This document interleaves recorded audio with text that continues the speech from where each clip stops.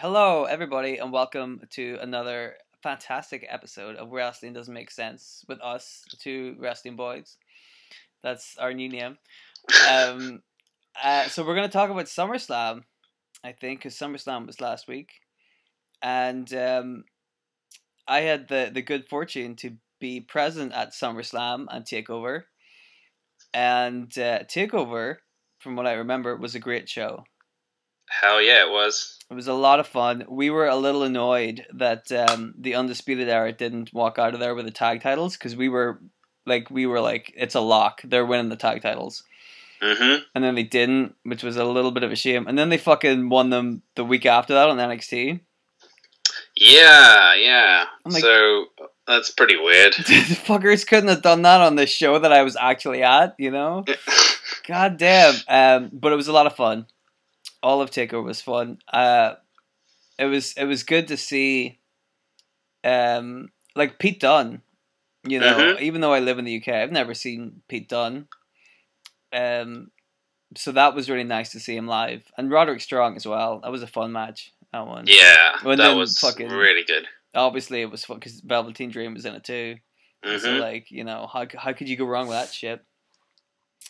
So yeah, Takeover was a lot of fun. I'm gonna just spoil everything now and just tell them that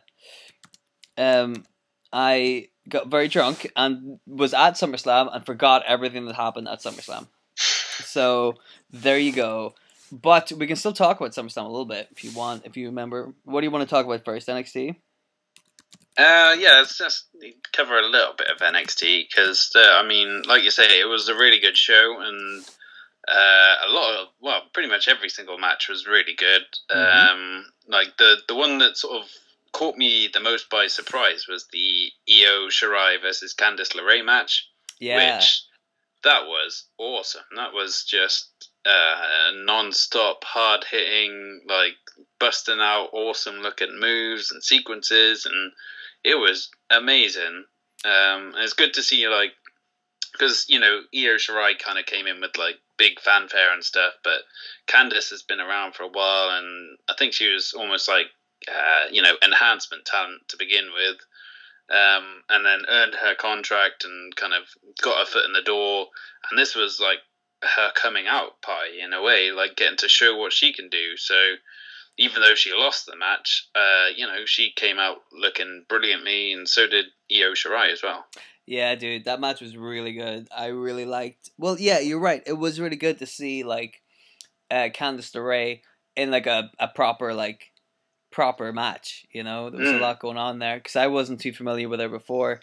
I haven't really been watching too much NXT recently, but that was nice.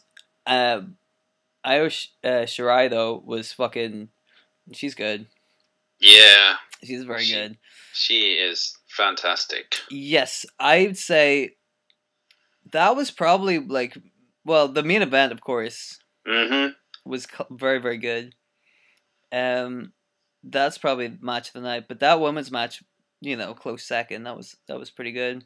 Is a strong contender. I think maybe like it depends on how much you think like the main event managed to fill like the entire nearly hour that they wrestled for.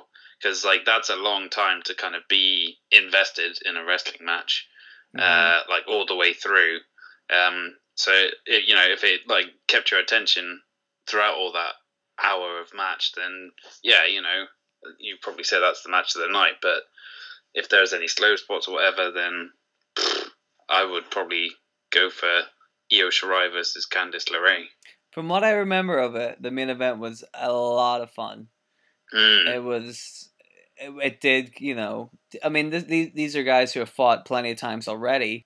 You know, a 2 or 3 falls match that with two guys who've already fought each other a lot, you would expect it to be a little bit repetitive or a little bit kind of samey or because it's hard to come up with, you know, new stuff all the time. But it was a lot of fun. I remember when it went to, you know, it was one fall apiece, and then William Regal comes out or whatever. He's like, the next fall is going to be a cage match, and the cage comes down. We looked up at the top of the ring and realized that there was a giant like black curtain all around the ring that was covering the cage, And we were like, why didn't we fucking see that earlier? Of course it's a cage match, god dang it. Like, it's so obvious now. But that was really cool. Yeah. That whole thing. We missed the first dark match. We came in to the arena whenever Breezango were coming out. Right, yeah. So we didn't see that match. We saw the other dark match, which was NXT Breakout thing. Yep. The who was it? It was Trevor Lee versus somebody else. I don't know what Trevor Lee's name is. They've got different names now. Yeah. It was Miles something or other, isn't it? It used to be, I want to say ACH. Yes, that appears to be correct. Yeah. I was never a big fan of what do you call him? I've forgotten his name already. Trevor Lee. Yeah. So it was nice to see him not win. But yeah, overall, dude, I think it was a lot of fun. But here's the thing, man. Like every takeover, we're like, it was great. It was a lot of fun. You know. Mm-hmm. It's like they never, like, it's true. They never fucking put on a bad show. Yeah. Not once. It's unbelievable. They have such talent and it's booked so well.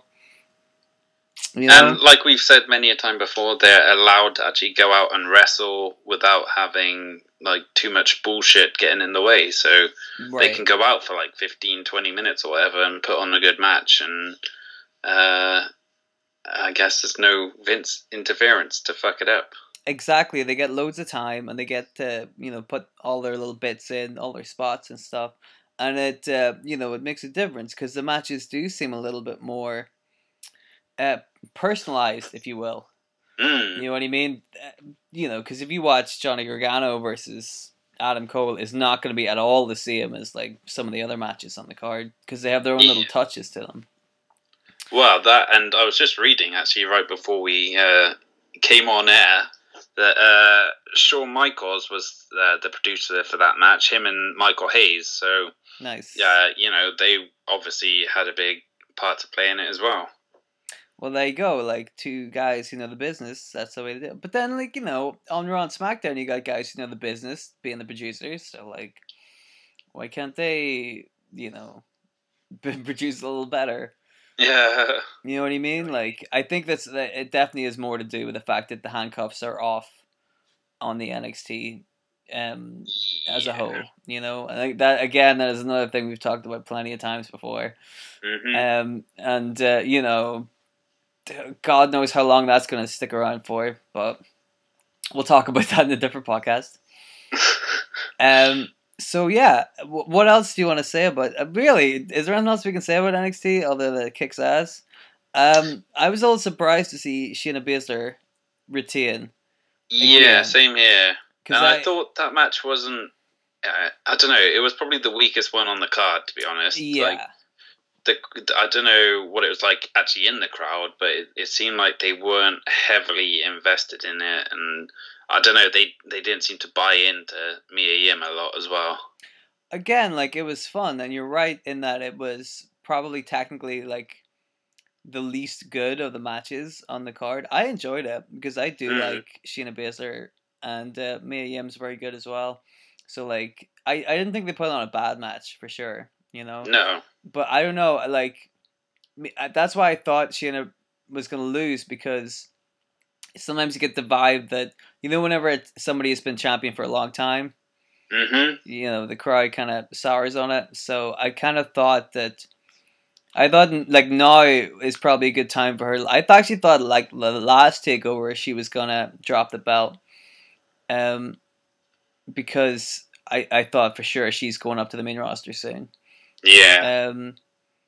But I guess then maybe they're going to save that for some. Well, I was going to say I assumed they were going to save Shayna Baszler coming to the main roster for some kind of like Ronda Rousey thing.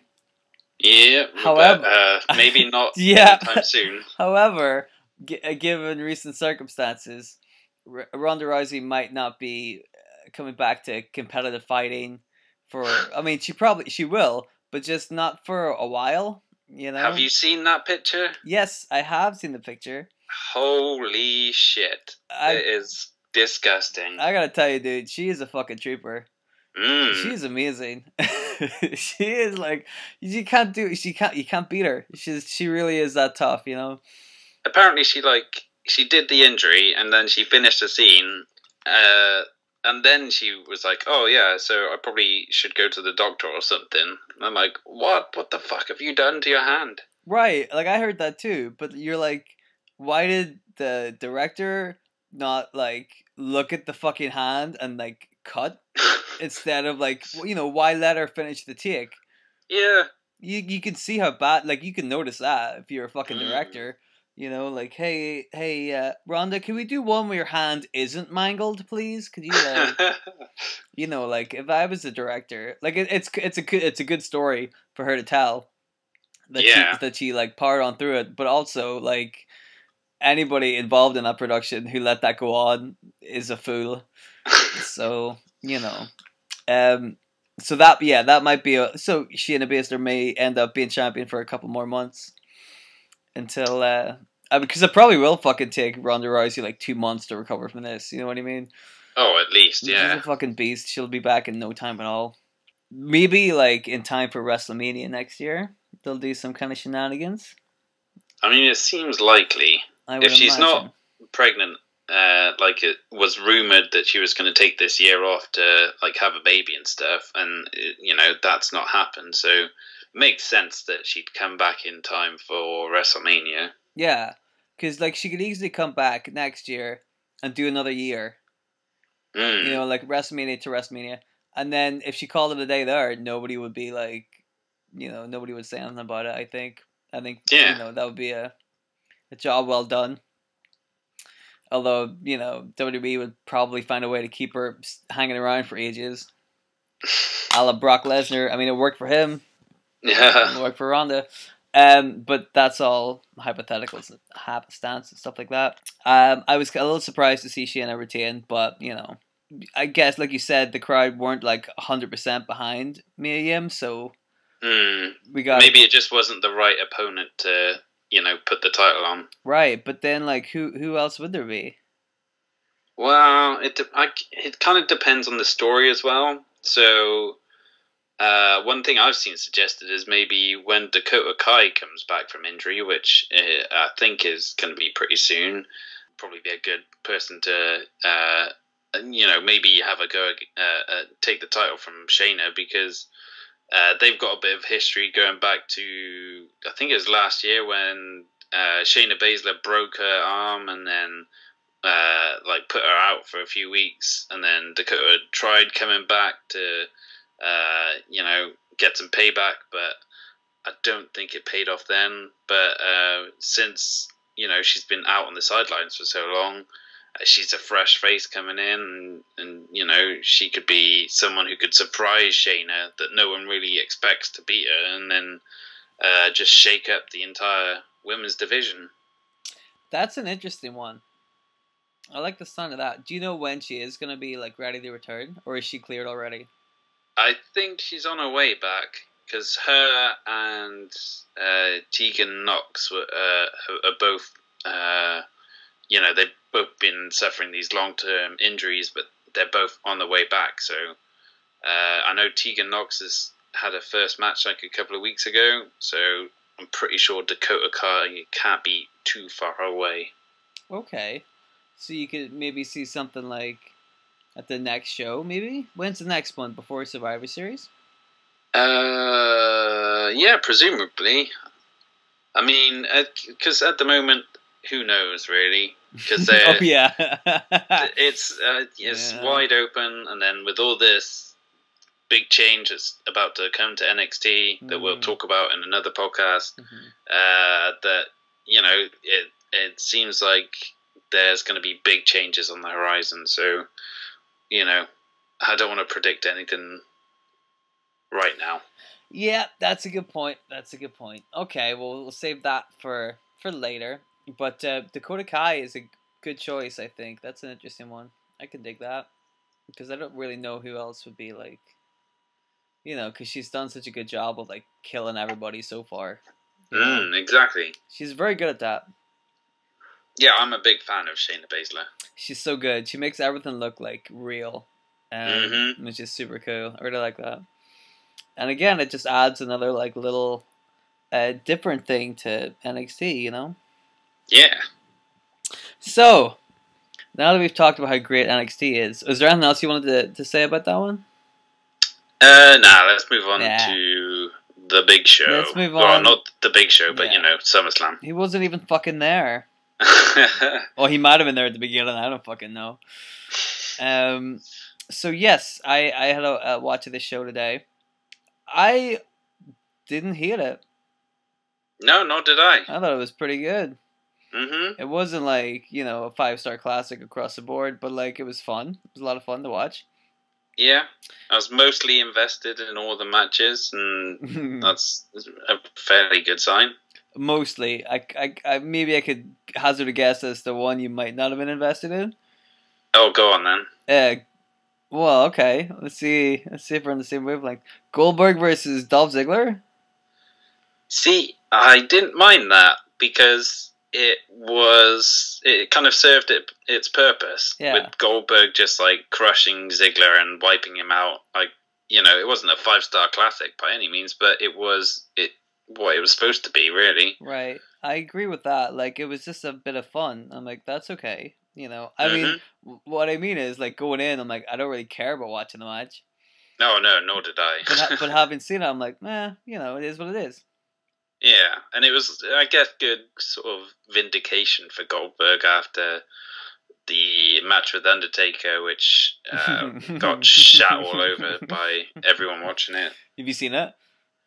No, I've only seen like the clips of the botches and everything. I watched it. Ugh. And what's really funny is like you can tell immediately, like once he hits the post, once Goldberg like runs into the post. I don't know why, but he sits there a bit too long, and you're like, he looks like he's really fucked himself up. And then the next fucking 10 minutes happen, and you're like, yeah, he fucked himself up, all right. Yeah. And the thing is, it's not like it's the first time he's ever done that as well. He did it back in WCW back in the day and knocked himself out a couple of times. And it's like, surely you should have realized by now, maybe take it a bit easy, or, aim for the post with your shoulder rather than your head. Well, I read an interview with Goldberg where he explained that. And it's a typically like Goldberg response, which is that he agrees with you in that he had said he had done that spot plenty of times before, and like every time he'd done it, he'd fucked himself up. But the producers of the match said it'd be a really good idea, and he's like, "Are you sure?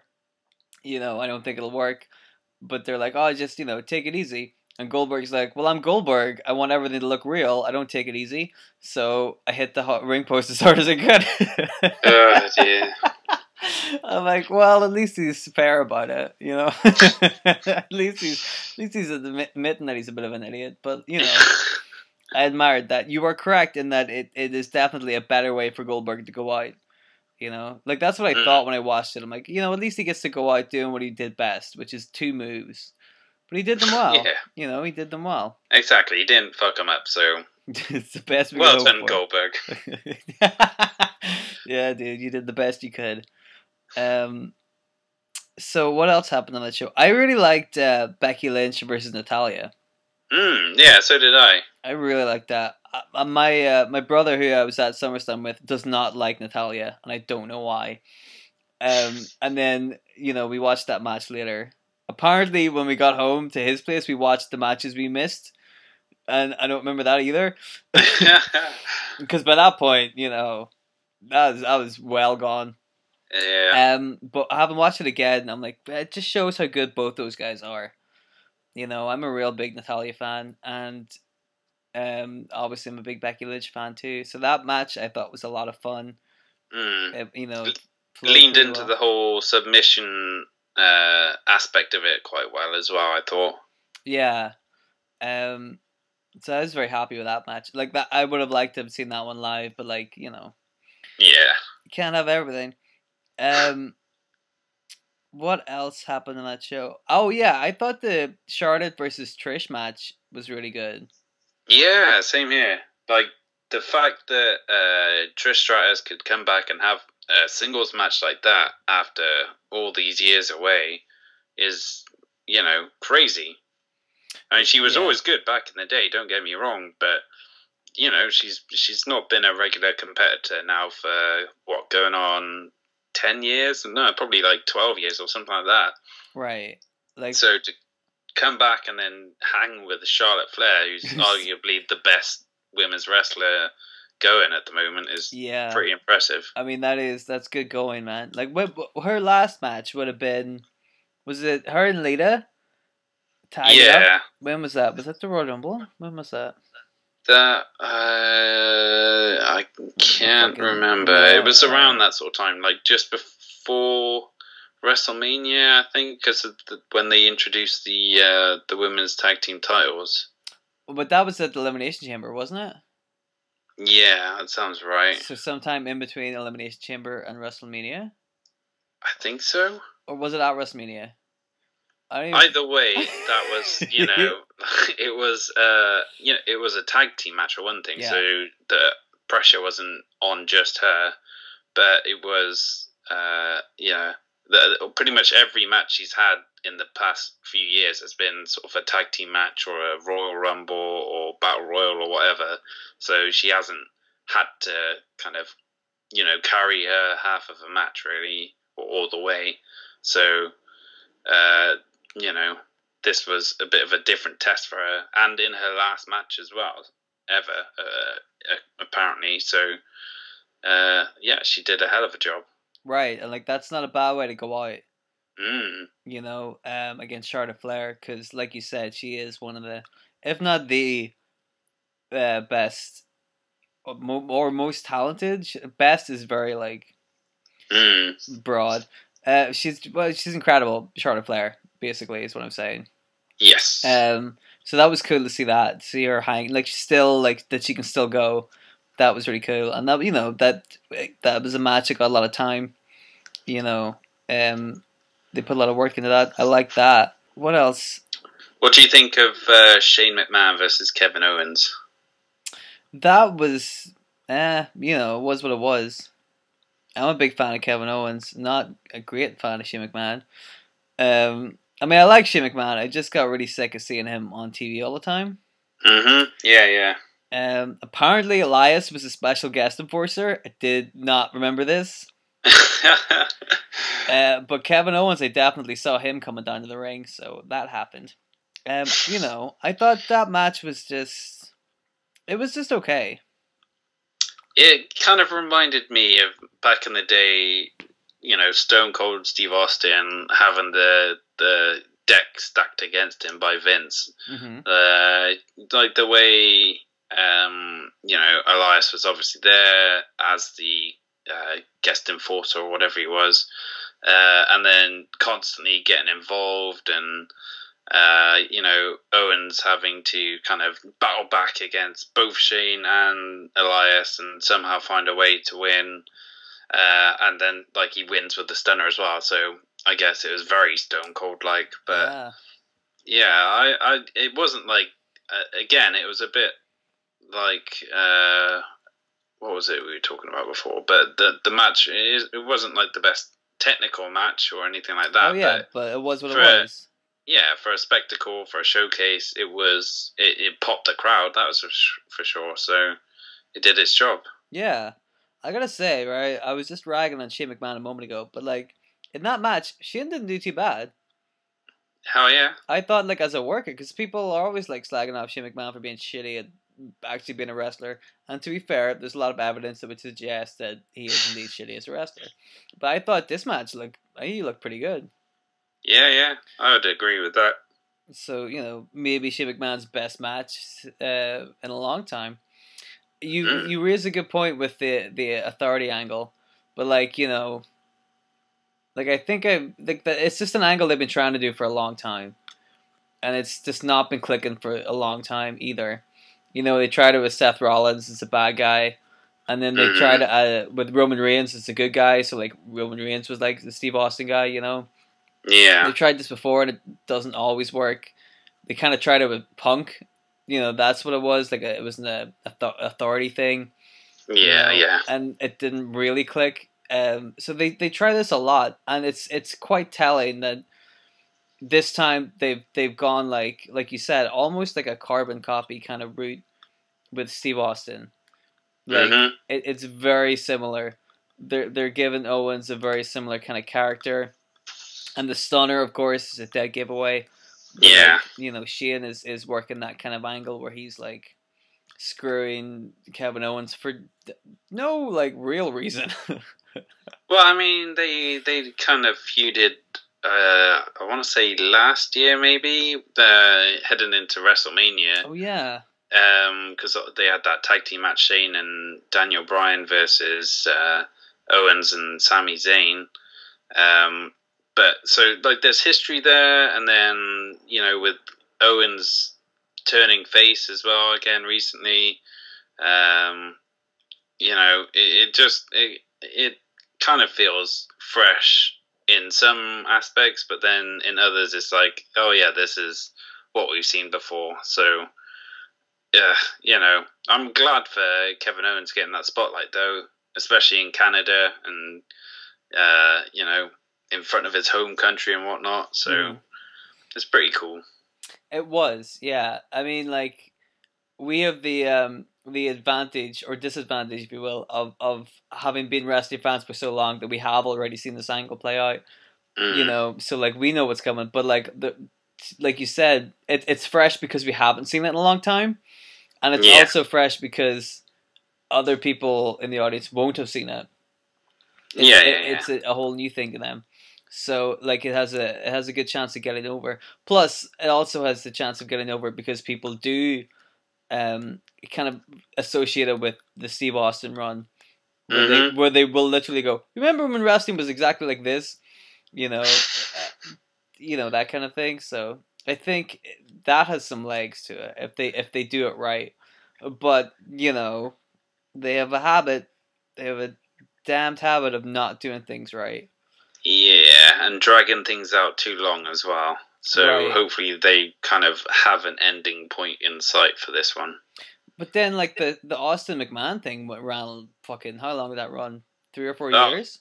Yeah, but I mean, they managed to keep it fresh because it was so new, the whole, you know, battle against the authority figure kind of thing. Whereas, like you say, most of us have seen this all before, so trying to come up with new ways of telling that old story is going to be pretty tough, I think. Or they could just do what they always do and just tell it the same anyway. Or fuck it up somehow, you know? Yeah, I mean, that's probably what they will do, let's face it, but hopefully not. Well, we shall see. We'll see this time next year. We'll see. When it's still going on. When Shane McMahon is the heavyweight champion. I mean, we laugh about it, but, you know, Vince made himself champion, so... Yep. Could happen, but fingers crossed that it doesn't. What did you think about something that everybody's been talking about SummerSlam, which was old Bray Wyatt making his appearance? As the Fiend. This is great. This is one of the bits I totally remember, and I'll tell you what happened. I remember hearing Bray Wyatt's theme music while I was at the bar. I missed the entire fucking entrance, man. No way. Oh, man. His entrance was amazing. I am the worst. You timed that awfully. Yeah, it was one of the highlights of the entire show. Yeah, I watched it back. I'm like, God, that would have been cool to see live. Shit. Man. Yeah, the whole presentation of the Fiend and all that kind of thing was spectacular. I thought it really set him apart. It really kind of pushed the boundaries of PG as well, like with him coming out with the lantern of his own head. With that mouth was stretched and stuff. That was a joy just to watch that. You're like, whoa, that is fucking weird. Fair play, you know what I mean? Like, there's a lot, you know, there's been times where like, they're just phoning it in with Bray Wyatt or whatever. But I gotta say, dude, that little lantern thing was pretty fucking weird. Yeah. So well played to them for that. Yeah, I would have got back to my seat for the rest of that match, I think, because it didn't go on too long. Nah. But I'm interested. I'm excited. I think we've talked about the Bray Wyatt stuff before. Yeah. Pretty much how he's been like almost a missed opportunity because they've sort of made him lose so many times that any mystique that he had about him quickly disappeared. So,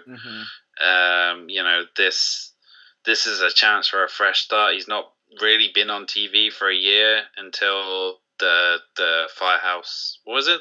The Firefly Funhouse. That's the one. We got there in the end. Firehouse Funfire. I don't know what the fuck we were trying to say. But so until that stage, he's not been around, and this is a good chance for a fresh start. But it's all about keeping this momentum going and like protecting the character. And fingers crossed, they'll do that going forward. Right. Like I remember when those vignettes first came out, I kind of liked them because there was like a little hint of like a sinisterness behind them, but they did a really good job of like not playing it up too much. You know what I mean? Yeah. And then they uploaded on their YouTube channel. They uploaded like all of the vignettes in one video, and they're good. They are like, oh, dude, they're so good. I really wish I'd been watching more of them because I love that angle. And again, like most people, nobody really knows where the fuck they're gonna take it. Like, how do you like when Wyatt's on TV, is he ever in like person, or is it only Bray Wyatt like in the funhouse, and then the Fiend turns up live? Is that the way it's gonna work? I assume so, but then maybe it's going to be a situation kind of like Finn Balor with the Demon, where they only want to bring him out on special occasions, or is he just going to be the Fiend like all the time whenever he's in the ring and having matches? There's a lot of questions at the moment, not many answers. To be honest, I hope they keep him the Fiend in the ring, because I wouldn't want them to do like Bray Wyatt the Funhouse host as a rest. That's not going to work. Like, it would be a bit too hokey, and it would ruin the angle. Yeah. So look for that to happen on Raw next week. But like regardless of where it does go, like you're intrigued. It's very interesting, and I'm excited about that one. Yeah, for sure. It's really nice to see Bray Wyatt like, being able to showcase, like, because when you watch that shit, like, he does have quite he's got a very good like vocabulary, like way of speaking, if you know what I mean. Yeah. He'll be able to, like, some of the stuff they talk about is really like really smart, like depression or like alienation or like stuff like this, which is stuff that like some young people would be going through. And then right at the end, he's like that. It's proper like cult leadery stuff, but done in just such a really good way.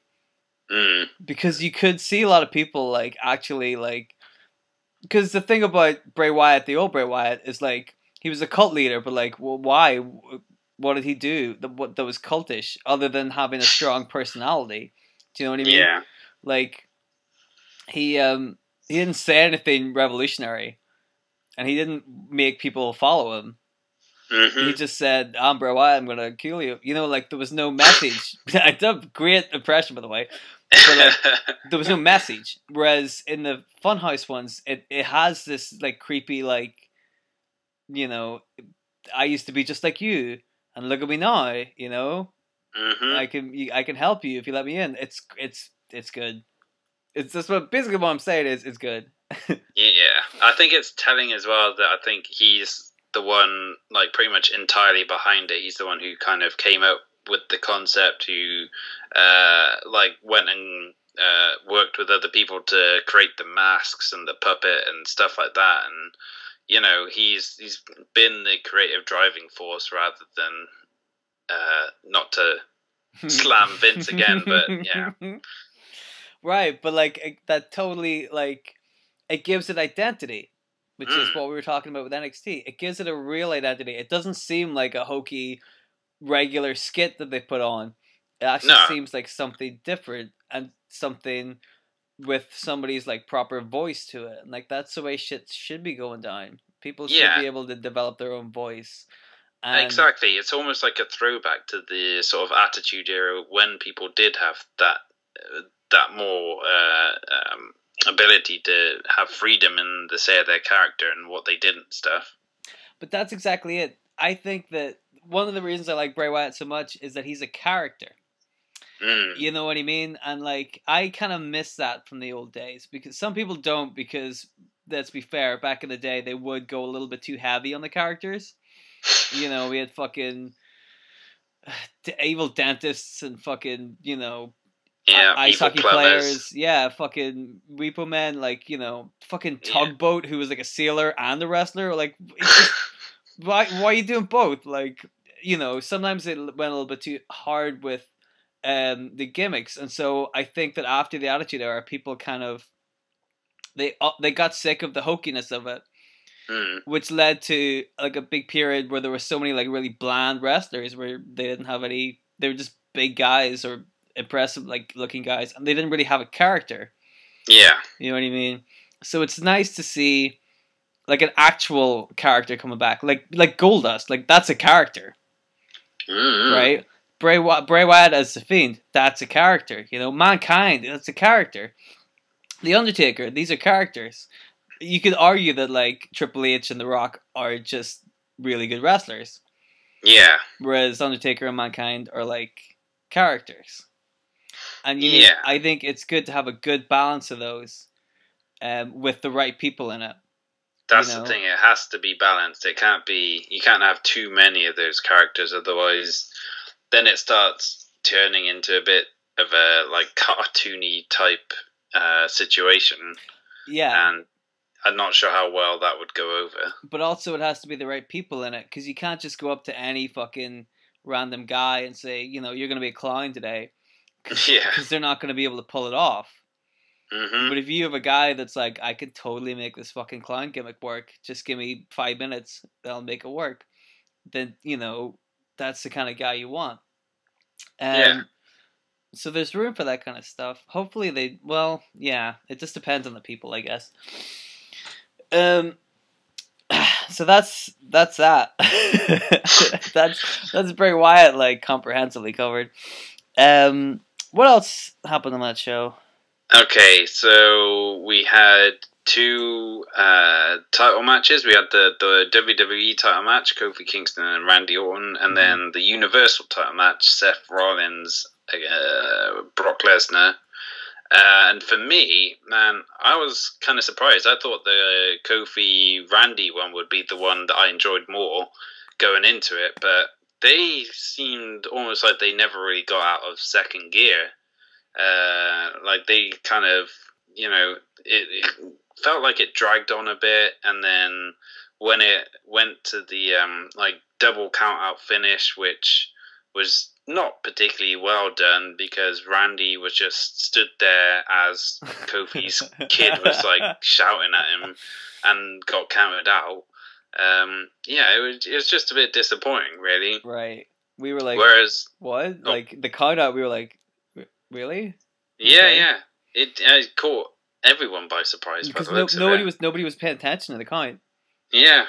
But then you compare that to the Seth Rollins Lesnar match, which was just kind of an all-out war, and you know, the two of them, you know, beating the shit out of each other. Like even Brock taking like a lot of punishment, like way more than he usually takes. Yeah. It just made it way more exciting.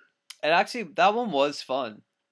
You know what I mean? Like it went on longer than not much longer than a regular Brock Lesnar match, but it was a lot of fun for what, again, like what we said about some of the other matches. For what it was pretty good. Yeah. But it was what it was. But I gotta say, as a Brock Lesnar match, it was pretty interesting. You know, there was a lot of stuff going on, a lot of fun spots. I liked Seth, like when he would like backflip out of the German suplex. Yeah. And then he did it a second time, and then you're like, whoa, that was awesome. Like because he did it the second time, you're like, oh, I didn't see that coming. Just do it all the time. Yeah. Which he didn't. But yeah, that match was fun, man. And the only question mark about it is what was the point of taking the title off Seth and putting it on Brock for a month if they're just gonna change it back again? But hey ho, I guess it got Brock on the show, and it actually gave us probably Seth Rollins' first actual good title defense as well. Well, not defense, but title match this year, because all the shit with Baron Corbin was pretty bad. Yeah. Yeah. Well, that's when you're there, whenever you it does add to it. I think Brock Lesnar being the champion, it does seem a little pointless to put the title on Brock for a month, but also Brock's just after coming off the big old monumental reign, and he came off another one before that, so you have the expectation of is Brock going to be sticking around for longer, Yeah. A lot of people wouldn't have thought Brock would lose the first match, so it adds a little bit of anticipation there. And then Brock being the champion with Seth Rollins, I think that works. You could put Seth Rollins up against a lot of people as champion, but if you put Seth Rollins as champion up against Brock Lesnar, you wouldn't fancy his chances. Yeah, I think that's one where he works really well as the underdog. So for that kind of reason, I'm like, okay, I'll put up with it because it served its purpose, basically. Whereas some of the old Brock Lesnar reigns didn't seem to serve their purpose; they just seemed to go on too long. So I can dig that. I think that's okay. The only thing was it was basically retelling the exact same story from WrestleMania, though. We'd already seen it once just a few months ago, so I'm not sure why we had to see it again with him having to dig deep and overcome the beast and become the beast slayer and all that kind of jazz. It's well, okay, yeah, but if anything, I'd say this was a better match than their WrestleMania match, so yeah, worked out all right. Wait till you see what they're gonna do for Survivor Series. Here we go. It's the trilogy. Brock Lesnar versus Seth Rollins again. And then guess what they're going to do for WrestleMania next year? Probably stick Roman Reigns in there. Brock Lesnar versus Goldberg. Again. Swerve, Jay. You didn't see it coming. They're good. And then Roman Reigns cashes in somehow. Because you got to put him in there somehow. But, Yeah. One of the matches that I didn't think was... Well, not that I didn't think it was no good, but one that I was maybe the weakest one I think on the show, apart from Goldberg versus Dolph Ziggler, which does not count as a match, but one that I thought would be better, but I was a little underwhelmed by, was Bayley versus Ember Moon. I don't know if I'm alone in this, but I think that one had the potential to be better than it was. Yeah. And I thought that was the one that I was just kind of meh. Yeah, I was a bit the same, to be honest. And it was quite similar to the whole Shayna Baszler versus Mia Yim match. I felt like the crowd didn't seem particularly invested in Ember Moon, which meant even though, they're trying to do some, decent stuff, it just felt like there was no heat behind it, and it was all a bit, like you say, a bit underwhelming, really. Which is a bit disappointing because this was Ember's first big singles pay-per-view match and her first chance, challenging for a title on pay-per-view as well. So it was a bit of a shame, really, that it just, for whatever reason, didn't really, come together in the way they were hoping. Right, it would have been a good spot for Ember Moon to really show off that she's got the chops, because she can work, but it would have been it could have been worked a little bit better to show off more of her. But also I think that no offense to Bayley, but Bayley could have really used a 5-star match right about here to really prove that she deserves that belt. Because Becky Lynch went out there and tore it up again. Mm-hmm. You know what I mean? There's a reason why she's a champion. And absolutely. Bayley, I already like Bayley, but when was the last really good Bayley match? Yeah, it's sort of similar to how her first title reign went on the main roster, where it was just, for whatever reason, it just didn't really come together for her at all. So, right. Because when she was Raw Women's Champion, I think she had those matches with was it Alexa Bliss that she ended up losing to, and they were famously really bad. Yeah. So she really could have done a good showing here to because it was super cool to see her win the belt to begin with, but you need to give the people a reason to keep cheering you. Absolutely, yeah. And a really good show here would have cemented that, and it would have done wonders for both of them. Because it does seem like Bayley is on her way to feuding with Charlotte Flair, so you'd think that's gonna make her up a game a bit. Or are we gonna see Charlotte Flair win another championship? I mean, it's pretty much locked in, isn't it? Surely. I feel like it's almost a matter of time.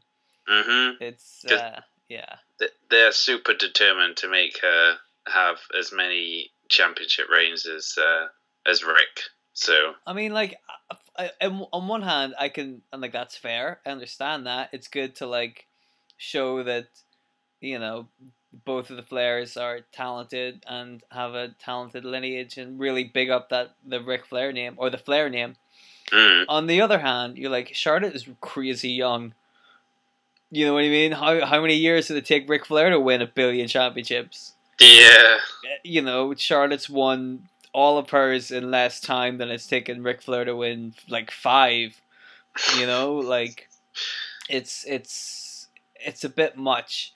And despite the fact that we both agree that Charlotte's easily one of the best and most talented on the roster, you don't want to just overexpose her in the main event. You don't want to make her John Cena. Exactly. Yeah. Because that's not going to work. You don't want that, and you got to give her speed. That's why I quite like the idea of her fighting Trish, because it's a good spectacle match, but it also gives her something to do that she's not in the title picture. And I think they need to maybe do that a little bit more. There's no harm in Charlotte winning the championship next year, but this space right now, historically, has usually been used to kind of test the waters on somebody or build a new star. Because then come Royal Rumble leading up to WrestleMania, they can just take the belt off and give it back to Charlotte or somebody proven. But we've seen in this kind of time frame, we've seen Carmella being champion. Stuff against Naomi and all of these kind of characters that might not get a shot come WrestleMania, but can prove their worth around about this time. So maybe they could do something like that instead of again, we're just speculating on the fact that Charlotte Flair may win the championship next week or next month. But it would be good to give one of those other guys a little opportunity, So who would you try and elevate then, over the next few months instead of Charlotte? Well, here's the thing. Sometimes, okay. I was gonna say it's hard to remember who's on Raw and who's on SmackDown, and then you remember it doesn't matter. But then I think Sonya Deville is on SmackDown. Mm-hmm. I really like her, and I think she is going to be one of those guys that's she's very under the radar right now. But I think that she could, if you give her a chance, she's gonna do pretty good.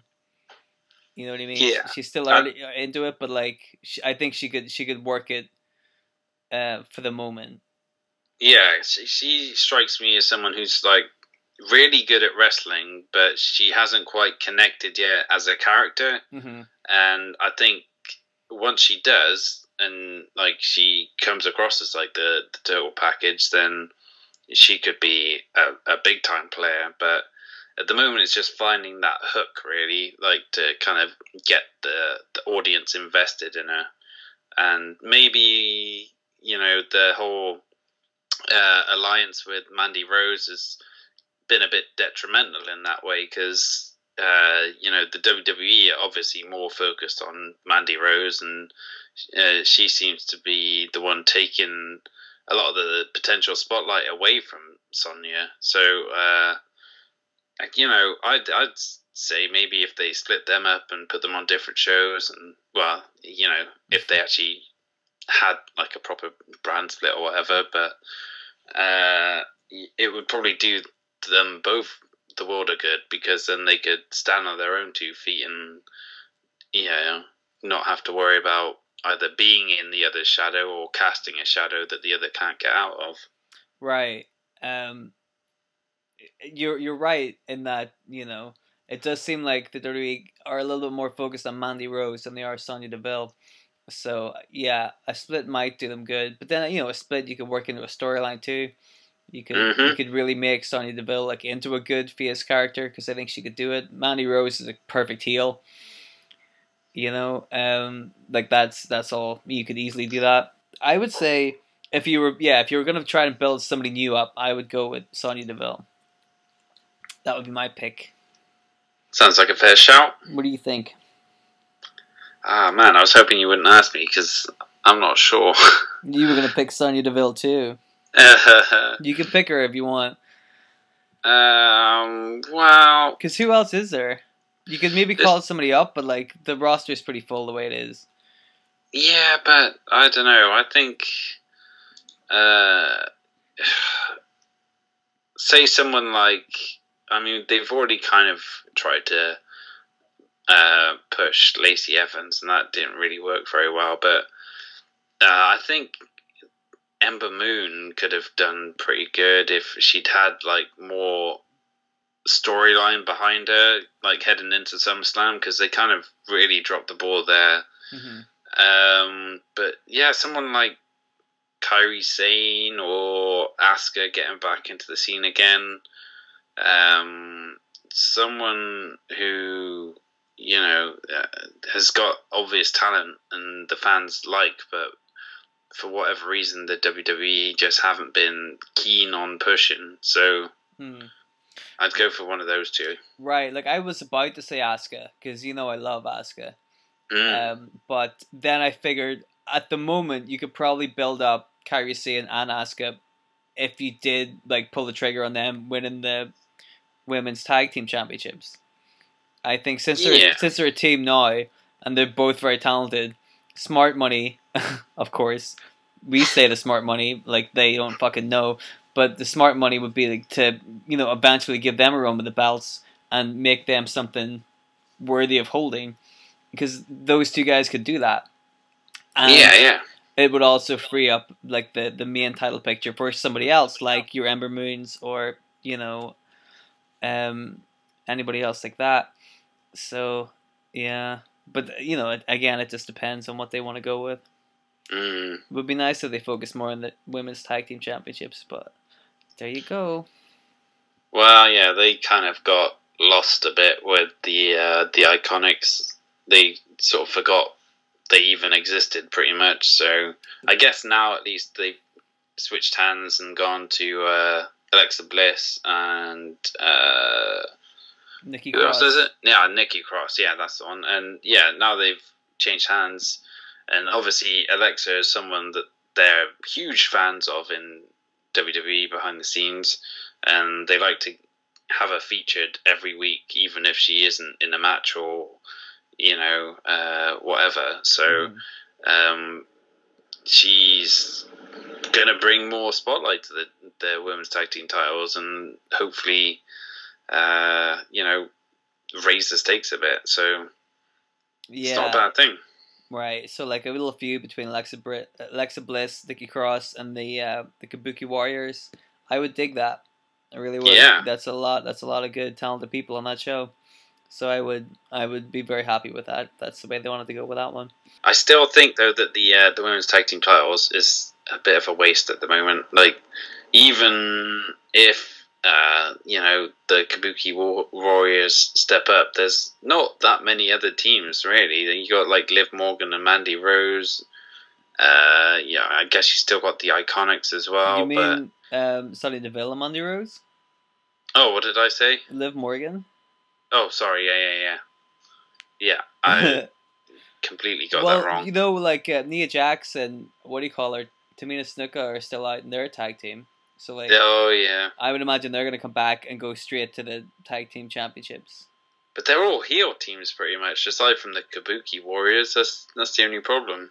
Right. So that's what they need to do is like figure that shit. Well, are Alexa Bliss and Nikki Cross heels? It's hard to tell. Mm-hmm. You know what I mean? I don't know if they're doing a very good job of making that clear. No, definitely not. But you know, that's nothing surprising, is it? Fucking idiots. But I'd like to see women's tag team championships being showcased a bit more in the future. I think that'd be good. Yeah. That's pretty much SummerSlam, isn't it? I think so. Is there anything else you want to say? Regarding the whole thing? I enjoyed SummerSlam twice. I mean, the first time I enjoyed it a lot because I was drinking. Second time I enjoyed it watching it back with a clear head. It was a fun show, you know. Takeover was great. Takeover, as always, was a lot of fun. Mm-hmm. So overall, it was a good weekend of wrestling, I think. You know? And drinking, by the sounds of it. Heck yeah. Drinking was done. Let me tell you, consumed a lot. So yeah, I'm pretty happy with the way SummerSlam and Takeover went. We shall see what the future holds for wrestling with whatever's next, Clash of Champions, I guess. But we'll see how that goes. Hopefully a women's championship defense on the show, if all the championships are going to be on the line. But yeah, I guess that's us, right? Yeah, I guess so. Cool. Well, then we shall see you again next month when we'll have another podcast, possibly about NXT and other things. We'll see. Television deals, etc. But yeah, thanks for listening, guys, and we will see you in the next one.